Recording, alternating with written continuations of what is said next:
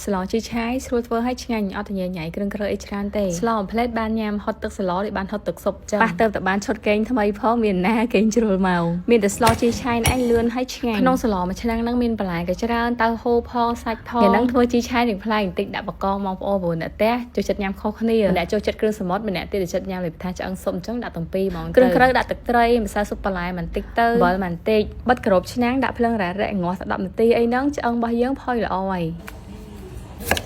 បន្លែធ្វើរដងភាគច្រើនដាក់ការ៉ុតទៅហូរហើយផ្សិតដល់បងប្អូនញ៉ាំចិត្តញ៉ាំផ្សិតអីដាក់ផ្សិតហ្នឹងទៅតាមការចូលចិត្តហ្មងសម្រាប់បន្លែក៏យើងបែងចែកដែរបន្លែណាក្រផុយយើងដាក់ងាស់មុនតែហូរផ្សិតនិងការ៉ុតយើងដាក់ងាស់ចូលទៅណាគ្នាតាមផ្លេតហ្នឹងគ្រឿងក្រៅរបស់យើងរៀបចំឲ្យអស់ត្រឹមតែកាត់បកគីហើយអីហើយឆ្អឹងស៊ុបកផុយបន្លែកផុយល្មមជីឆាយយកមកដល់យើងរោលវាជាមួយនឹងភ្លើងគោះឲ្យវាជ្រុះសាច់ឲ្យអស់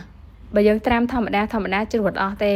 បន្លែបើយើងឆ្អិនតែអញ្ចឹងដាក់បកងចូលមកសម្រាប់បកងនេះហើយយើងស្ងោរឲ្យឆ្អិនខ្លាំងពេកអស់សាច់អត់ឆ្ងាញ់ទេបងប្អូនគៀប្រូតេអ៊ីនចេញអស់មកពេលស្លរៀបលើចាប់បងជីឆាយចូលរោយស្លឹកខ្ទឹមចិត្តញ៉ាំពងទាដាក់ពងទាចិត្តញ៉ាំពងមាន់ដាក់ពងមាន់ស្ដាយបងប្អូនដាក់ពងមាន់ទៅពេលគ្រាន់តែកាយវាតិចទៅបែកវល់ពេញនឹងចិត្តញ៉ាំឲ្យវាថាពងនៅដុំហ្មងក្នុងស្លហ្នឹងបន្ថែមពងទាចូលមកគ្រាប់ទៀតដើម្បីឲ្យពងវានៅមកដុំមូលហ្មងតែប៉ុណ្ណឹងហើយបាត់ហើយស្លជីឆាយនេះហើយយើងញ៉ាំពេលព្រឹកអត់អស់ក៏ដៅទុកញ៉ាំល្ងាចទេក៏នៅតែឆ្ងាញ់ដែរឈុតគេខ្ញុំបានកំងពី page Lee Fashion បងប្អូនអាចចូលមើលម៉ូដបានសាច់កណាត់ពាក់ឡើងត្រជាក់ហើយយើងបោកនឹងម៉ាស៊ីនហ្នឹងក៏មានរស័ព្ទសាច់កណាត់ដែរឈុតគេចេញពីហាងគាត់ទំហំពេញខ្នាតមានពី40គីឡូរហូតដល់130គីឡូបងប្អូនគីឡូធំដល់ឲ្យស្លៀកត្រូវហើយព្រោះអវ៉ាន់របស់គាត់ទំហំពេញខ្នាតមានឡាយមនុស្សប្រុសឡាយមនុស្សស្រីយើងចង់ស្លៀកបែបគ្រប់ផលក៏បានដែរស្លៀកឈុតកេហ្នឹងទៅមានអារម្មណ៍ថាស្រួលខ្លួនណាវាត្រជាក់ហើយវាទន់ឡោះហើយស្រួលបោកទៀតយើងបោកនឹងម៉ាស៊ីនអត់មានជ្រួញសាច់កណាត់ទេឡោះល្អហ្មងមាន3ឡាយផ្កាឡាយលាតឡាយតុក្កតាដូចខ្ញុំពាក់មុនហ្នឹងយើងទៅចការធ្វើការងារផ្ទះអីបានមកស្រួលហ្មងសម្រាប់ព័ត៌មានបន្ថែមបងប្អូនអាចទៅអ្នកតំណងតាម page របស់គាត់បានណាអរគុណចា៎បងប្អូនបាយបាយ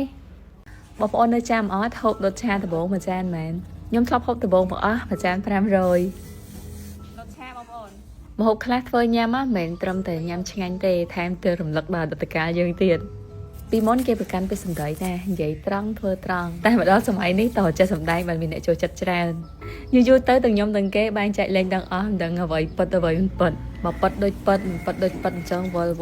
ក្បងដឹងតែថាខ្ញុំនិយាយអីចិត្តនិយាយត្រង់ដូចធ្វើអីមួយអញ្ចឹងតតែច្បាស់ដោយទឹកត្រីផ្អែមរបស់យើងដាក់គ្រឿងច្បាស់ប្រើទឹកកន្លះលីត្រស្ករស3ខាំដាំរហូតដល់តាទឹកពុះស្ករយើងនៅលាយល្អសិនទឹកត្រីយើងធ្វើនេះមិនថាតាស្រូបរសឆាស្រូបបាញ់សុងបាញ់ហុយបានទាំងអស់អត់តលាយគ្រឿងទេយើងទុកទឹកស្ករឲ្យត្រជាក់ទឹកត្រីនេះប្រើបានច្រើនបើសិនជាបងប្អូនធ្វើទុកយូរមិនបាច់ប្រើបន្លែខ្ទឹមអីចូលក្នុងហ្នឹងទេយើងលាយតែទឹកត្រីហើយច្រកដបក្លាសេឬមកទុកក្រៅទូក៏អត់ខូចដែរទុកចោល3-4ខែក៏នៅតែញ៉ាំបានយើងមានការ៉ុតខ្ទឹមសខ្ទឹមក្រហមហាន់ល្អិតចេញមកតែហឹរតាមការចូលចិត្តទឹកត្រី350 ml យើងចាក់នៅពេលដែលស្ករយើងចុះត្រជាក់ទឹកខ្មេះដាក់មើលភ្លក់តាមបេះដូងក្បួនទឹកត្រីរបស់យាយធ្វើចាំមកភ្លេចទេតែផ្ទះខ្ញុំអត់ធ្វើលូតឆាអត់ដែរចោលកញ្ឆាទេហើយកញ្ឆានៅក្រៅផ្ទះក៏ដាំដែរដាច់ដែរដាំទៅលើដីមានផែងកាមកលាស់ល្អយកទៅណាមិនអស់លោតយកមកដល់យើងប្រឡាក់ជាមួយនឹងទឹកស៊ីអ៊ីវខ្មៅហើយថែមប្រេងឆាបន្តិចទៅច្បល់វាឲ្យសព្វពណ៌